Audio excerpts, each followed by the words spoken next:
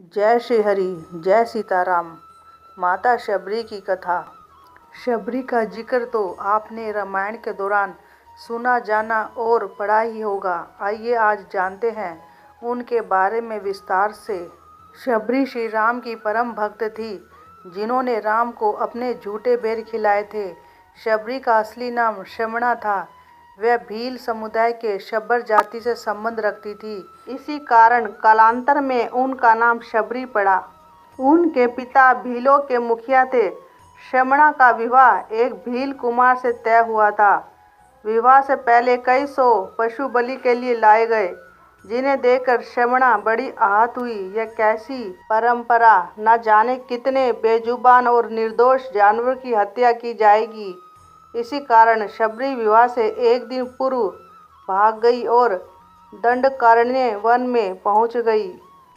मतंग ऋषि का आश्रम दंडकारण्य में हजारों ऋषि मुनि तपस्या किया करते थे। शबरी हीन जाति की और अशिक्षित बालिका थी, किंतु उसके हृदय में प्रभु के लिए सच्ची चाह थी, जिसके होने से सभी गुण स्वस्थ ही आ जाते हैं। वह रात्रि में जल्दी उठकर जिधर से ऋषि निकलते उस रास्ते को नदी तक साफ करती, ककरीली जमीन में बालू बिछा आती, जंगल में जाकर लकड़ी काट कर डाल आती। इन सब कामों को वह इतनी तत्परता से छिप कर करती कि कोई ऋषि देख न ले। यह कार्य वह कई सालों तक करती रही। अंत में मतंग ऋषि ने उस पर कृपा की। महर्षि मतंग ने सामाजिक बहिष्कार स्वीकार किया, किंतु शरणागता शबरी का त्याग नहीं किया। महर्षि का अंत निकट था। उनके वियोग की कल्पना मात्र से ही शबरी व्याकुल हो गई।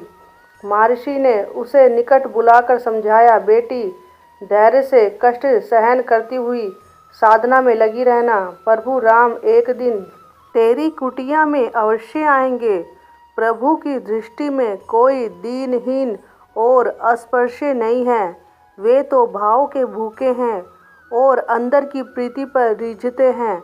शबरी का मन अप्रत्याशित आनंद से भर गया और महर्षि ने अपना शरीर त्याग कर दिया। शबरी अब वृद्ध हो गई थी। प्रभु आएंगे, गुरुदेव की यह वाणी उसके कानों में गूंजती रहती थी और इसी विश्वास पर वह कर्मकांडी ऋषियों के अनाचार शांति से सहती हुई अपनी साधना में लगी रही। वह नित्य भगवान के दर्शन की लालसा से अपनी कुटिया को साफ करती, उनके भोग के लिए फल लाकर रखती। आखिरकार शबरी की प्रतीक्षा पूरी हुई।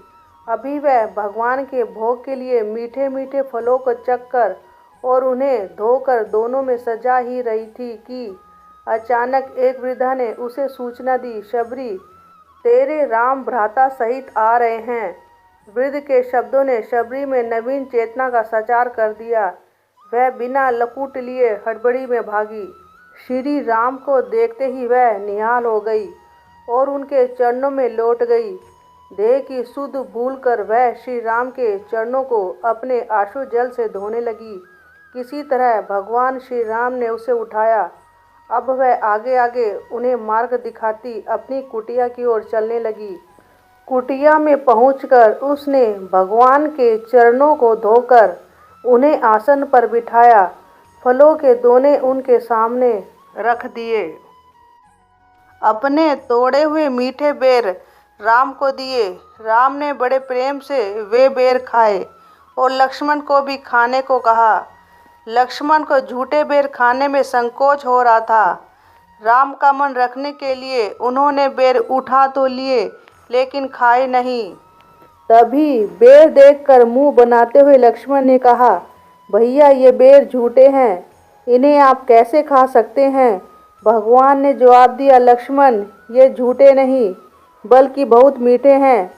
शबरी माई ने हमारे लिए ये बहुत प्यार से तोड़ कर लाई है। इतना कहकर भगवान राम प्यार से उन बेर को खाने लगे। भगवान ने जाते हुए शबरी माई से कहा, आप मुझसे जो चाहें वो मांग सकती हैं। शबरी ने उन्हें कहा, मतंग ऋषि के कहने पर मैं आज तक सिर्फ आपके दर्शन करने के लिए ही जी रही थी। अब आप मुझे मोक्ष प्रदान कीजिए। मैं अपना शरीर आपके सामने ही त्यागूंगी। उसी वक्त शबरी ने अपना शरीर त्याग दिया, स्वयं को योगाग्नि में भस्म करके सदा के लिए श्री राम के चरणों में लीन हो गई और मोक्ष को प्राप्त हो गई। कहानी से सीख, सच्ची श्रद्धा हो तो भगवान के दर्शन ज़रूर होते हैं।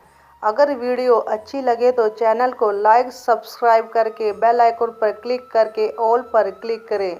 जय सीताराम, जय श्री हरि।